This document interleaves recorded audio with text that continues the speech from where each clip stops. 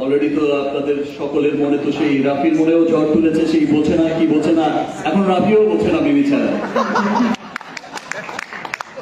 Anyway, so সকলের মন জয় করা সেই মিমি আজকে সকলের সামনে এবং এত চমৎকার কাজ করেছে, সেটা আমার মুখ থেকে বলার, এই সমস্ত কথা না আমার আসলে মুখ থেকে বলার কিছু নেই, কারণ এটা এখন আপনাদের মাধ্যমে বা এই যে ইলেকট্রনিক্স মিডিয়া, সোশ্যাল মিডিয়ার কল্যাণে কিন্তু সেই বিষয়টা সবাই কিন্তু দেখছে।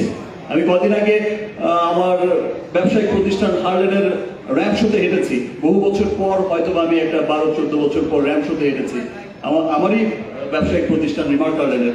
সেখানে তুফান বুকেই হেঁটেছি, আমার 5 নায়িকা ছিল এবং তারা প্রত্যেকেই তুফানের গান উড়াধুরা, মিমির গান এমন ভাবে গাইছে যে তারাই সিনেমার অ্যাক্ট্রেস, এমন ভাবে অভিনয় করছে। আমাদের 5 নায়িকাকে অনেক থ্যাঙ্কস।